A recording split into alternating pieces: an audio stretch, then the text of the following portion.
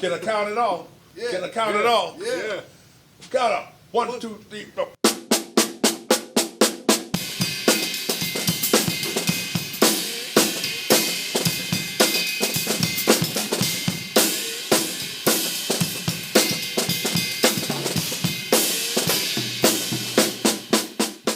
Yo, it's Trevor Lawrence Jr. What's up? Want to talk about Clyde and Jabo. Like, man, those guys have influenced everything. Like, for me, when I first started hearing James Brown, I was immediately drawn to, like, the emphasis of one.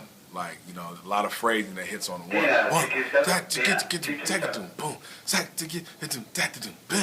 Like, that was a very important influence to my playing and to the phrasing of a lot of music, even music that turned out to be Parliament Funkadelic. If you go look at those records and hear a lot of 1 and 2 bar phrases, that all originated from James Brown and from Clyde and Jabo.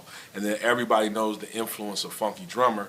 You know, they're still myths. I don't know. I can't tell if it's overdubbed, if it's played all at once.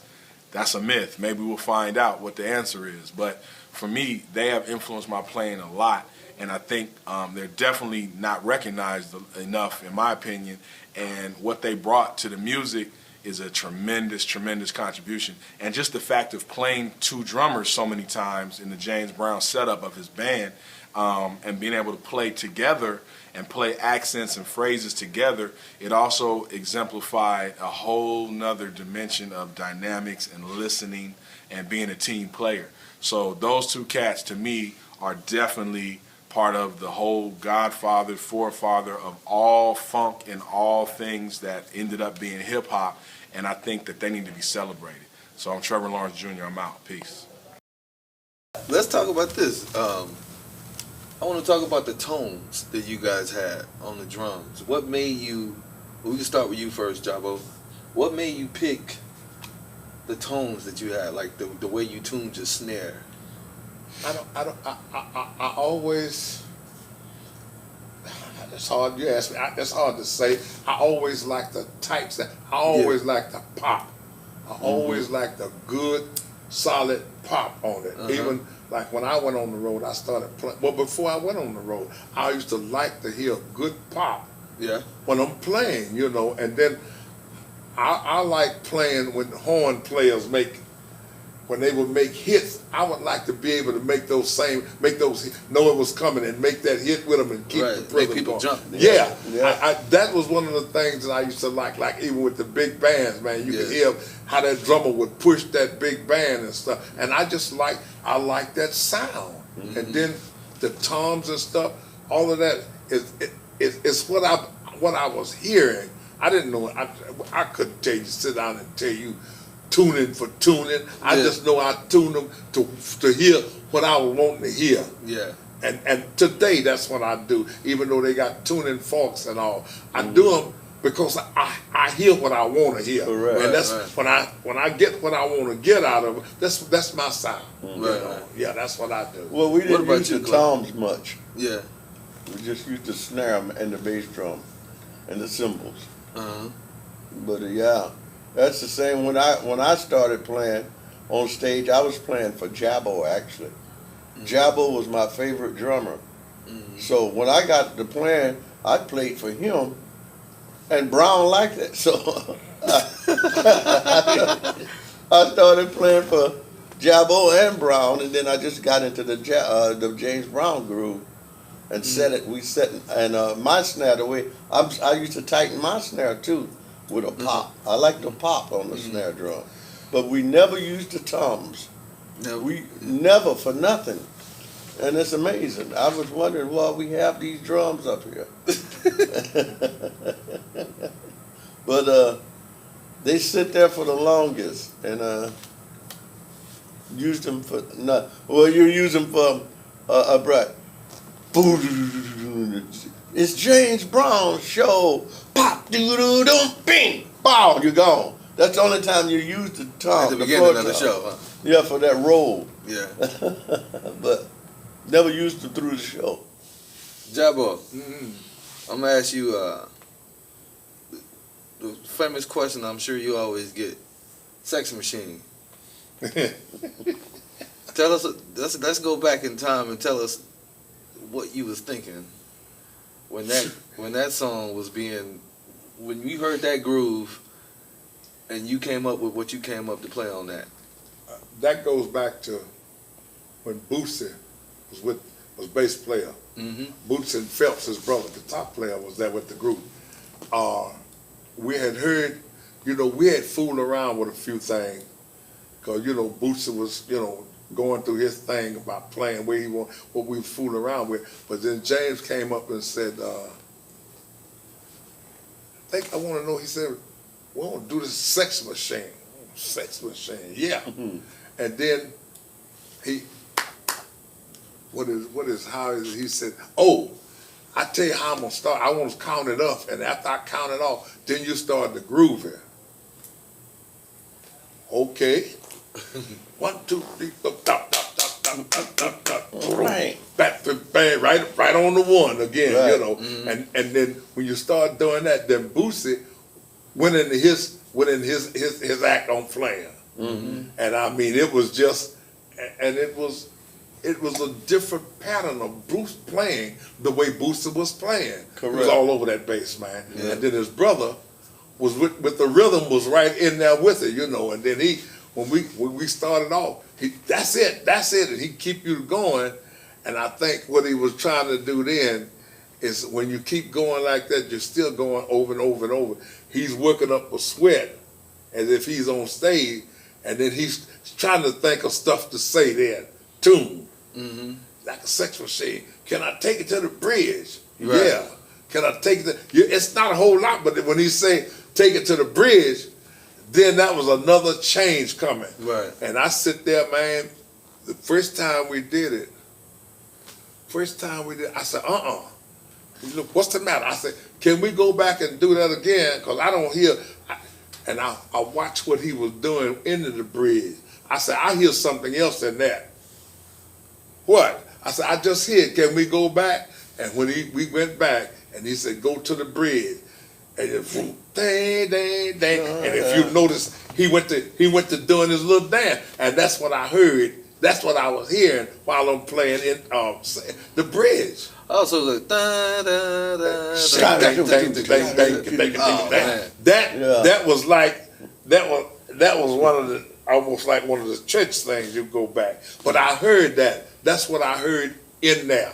Don't ask me how, but I heard that pattern in that song. Yeah. And when we went back to the top again, can I hit it? Yeah, go back to it. And went back to it, then we go back into it again. Mm-hmm. And then went to bridge, and that was it. But it was my idea. I heard that, and the first time we did, I asked him if we could go back. And he looked at me like it was a little strange, but I heard that.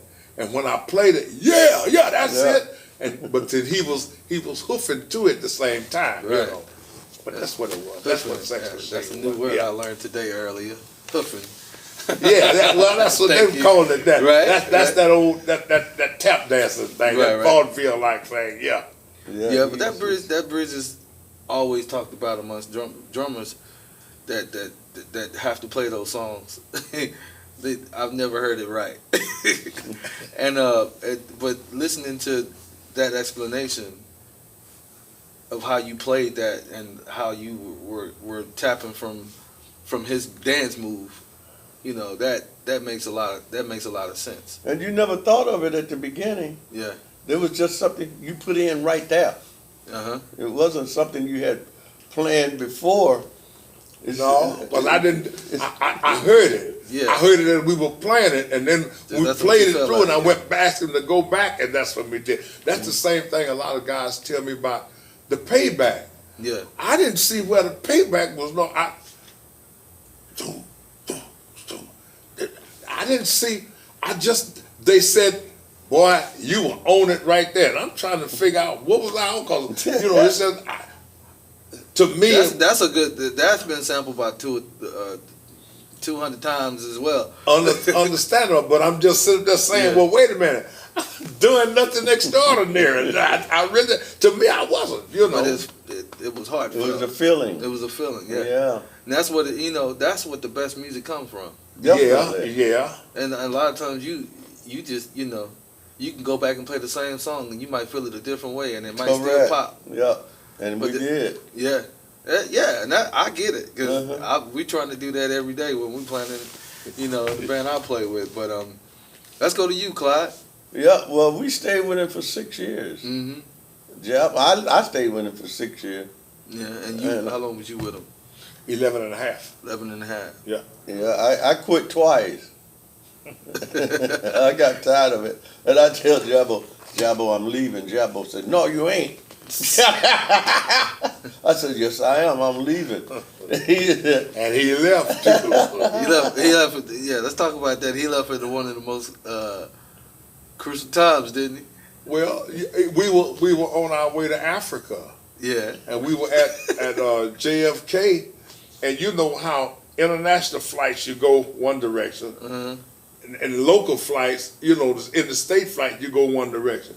So we were loading up, going through. We already been through customs, but we were going through customs and all, and we were getting ready to load up, man, and I just knew Clyde was behind me, man.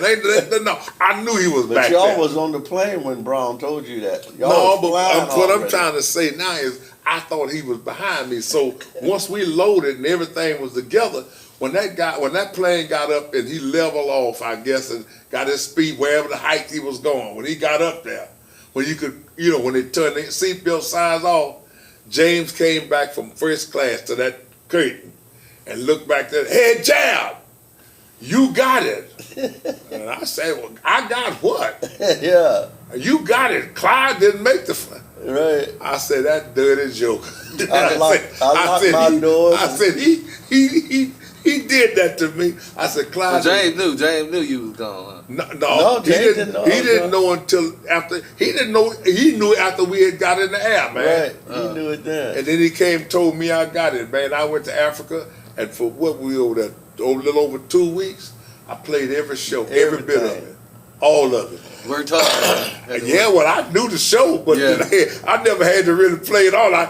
We shared it. Yeah. But that joker left, man. I had to play that entire thing, man. Oh, what's the name of the theater in Chicago? The Regal. The Regal. He was driving truck and playing drums in. He drove the truck, the band truck, for music. Equipment. And we was playing at the Regal. That's where our next gig was. And Brown came up to me and says, you're going to have to play it, all of it. I says, why? I thought Jabo got fired or quit or something. I says, why? He says, called Jabo and, what is his name? Levi Raspberry. They got trapped, laid away up in some town. In New York, up near Rochester. And I had to play the whole show by myself, which I'd never done. And I played, because I had been there for a while, and I played the whole show for myself, and I felt good. Felt good about it. But I don't know how I done it, but I done it. But that's what I'm telling you about. You had to know the entire show, right, in order to do that. You're right. Yeah. Yep. So let's talk about. I now know your least favorite song. What's that? The Funky Drummer. How in the world could you not like the song that's the most famous? It was just something. I was in the studio setting up, and I got my drum set up, and I started playing that pattern, and the bass and guitar came in with it.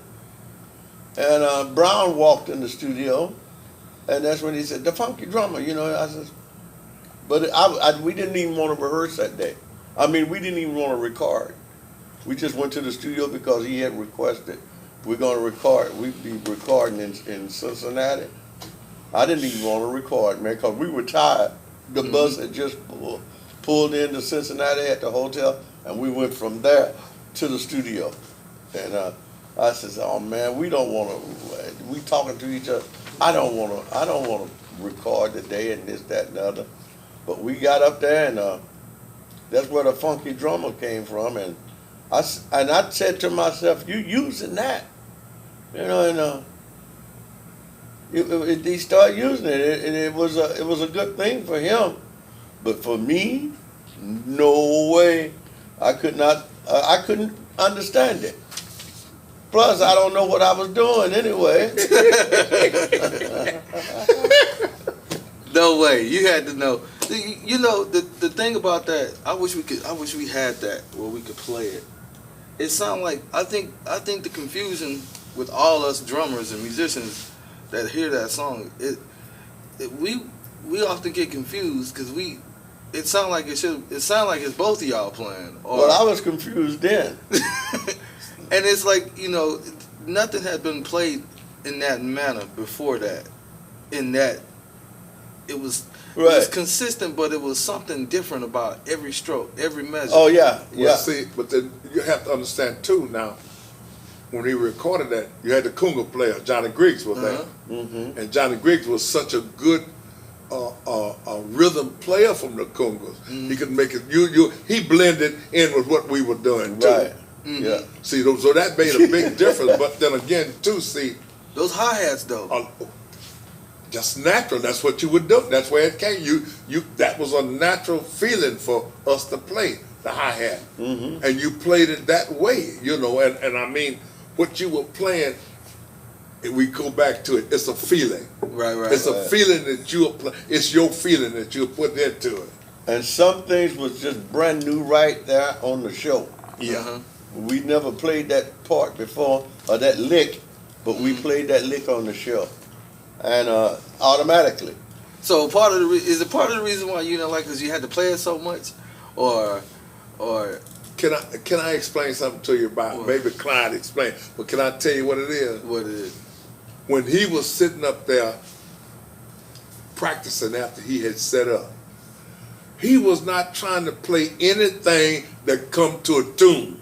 He was practicing some things that the way he played. The way I played. The way he played, and he was not playing anything to a tune. And the rhythm, the bass player and the guitar player came in and started going along with what he was doing. And so they just started jamming with it. That's all he was doing. The funky drummer. It was not really to be anything different. Because he said, when James said he was going to record that, he had to go, "Are you serious? You're not doing that, are you?"